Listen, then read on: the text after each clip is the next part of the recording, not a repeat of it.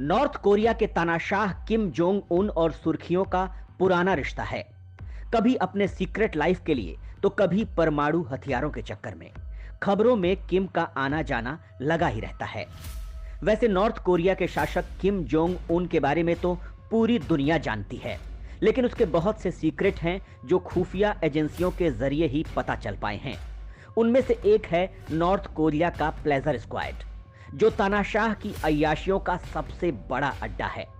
लिहाजा इस वीडियो में हम नॉर्थ कोरिया के इस प्लेजर स्क्वाड को डीकोड करने वाले हैं। क्या है किम जोंग का सीक्रेट अय्याशी वाला अड्डा? स्कूली बच्चियों के लिए सबसे बड़ा नरक क्यों है प्लेजर स्क्वाड? प्लेजर स्क्वाड में क्यों चुनी जाती हैं वर्जिन लड़कियां?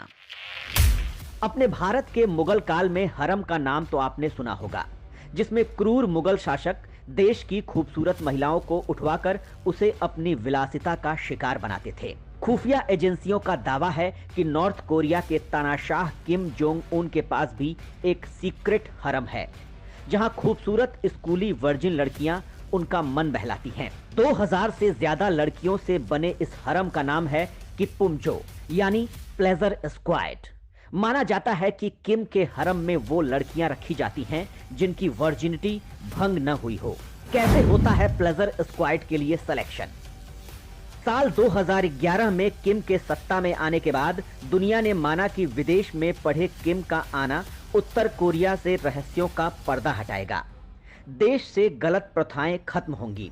लेकिन ऐसा हुआ नहीं। किम ने अपने दादा की शुरू की गई सेक्स एंटरटेनर रखने की प्रथा खत्म नहीं की। प्लेजर स्क्वाड कहलाने वाले लड़कियों के समूह को खास किम और उनके वफादारों के लिए रखा जाता है। इसमें प्यूबर्टी एज में पहुंच चुकी 13 साल तक की बच्चियों को भी जबरदस्ती रखा जाता है।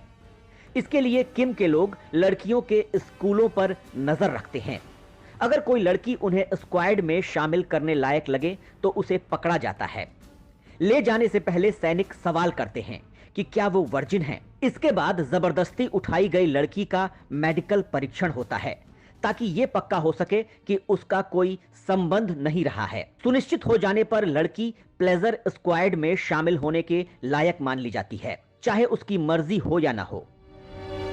किम के दादा ने क्यों की थी शुरुआत? माना जाता है कि पहला प्लेजर स्क्वाड नॉर्थ कोरिया के संस्थापक किम ली सुंग ने किया था, ताकि वे देश की समस्याओं के बीच अपना मनोरंजन कर सकें।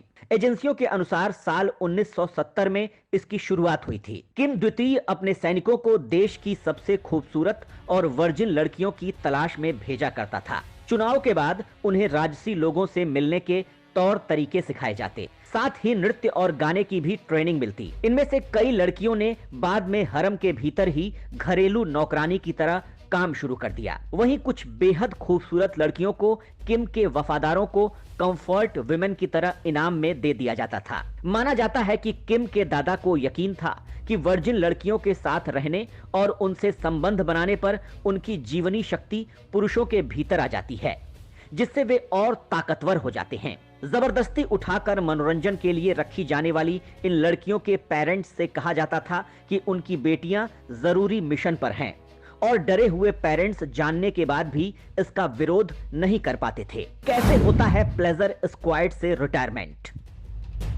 20 साल की होते होते लड़कियों को प्लेजर स्क्वाड से रिटायर मान लिया जाता था।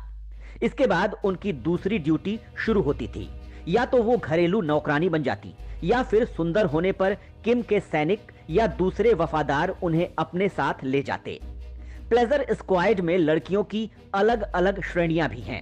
जैसे डांस गाना अच्छी तरह कर पाने वाली लड़कियां यही काम करती हैं। कुछ लड़कियों को ट्रेनिंग देकर गुप्तचर के काम पर रखा जाता है। वहीं लड़कियों की एक श्रेणी सिर्फ सेक्सुअल प्लेजर देने के लिए होती है, जिसे स्थानीय भाषा में मनजोक्जो कहते हैं। दुनिया के सामने कैसे आई सच्चाई? किम ली सुंग की मौत के बाद उसके बेटे किम जोंग इल ने इसे जारी रखा। उसके कार्यकाल के दौरान शेफ रह चुके एक शख्स केंजी फुजमोटो का दावा था कि लड़कियों के चुनाव के लिए उनका ऑडिशन भी किया जाता था। इस स्क्वाड के बारे में दुनिया को खास जानकारी नहीं रही। इंटेलिजेंस के अलावा किम के चंगुल से निकल भागे लोगों ने इसकी जानकारी दी। जैसे साउथ कोरिया में भागकर आई एक युवती मी हियांग का कहना था कि वो किम के इस स्क्वाड का 2 सालों तक हिस्सा रही। उनके अनुसार 15 साल की उम्र में उन्हें स्कूल से उठा लिया गया था। वैसे किम जोंग इन की मौत के बाद साल 2011 में प्लेजर स्क्वाड को किम जोंग उन ने कुछ समय के लिए बंद करवा दिया। तब उम्मीद जगी कि नया शासक कुछ बेहतर करेगा। हालांकि बाद में इसके पीछे यह वजह बताई गई कि किम जोंग को अपने पिता की सेवाएं दे चुकी लड़कियों पर यकीन नहीं था, क्योंकि वे काफी सारे राज जानती थीं। द टेलीग्राफ से एक इंटरव्यू में उत्तर कोरियाई मामलों के जानकार टोशिमित्सु सिंगीम्यूरा ने कहा कि उन्हें घर वापस भेजने से पहले शपथ दिलवाई गई कि वो कभी मुंह नहीं खोलेंगी। लड़कियों को $4000 भी दिए गए, जो कि गरीबी झेल रहे देश में एक बड़ी रकम मानी जाती है। अगले 4 सालों तक लड़कियों की कोई भर्ती नहीं हुई। माना जाता है कि देश से ये प्रथा खत्म हो चुकी है, लेकिन साल 2015 में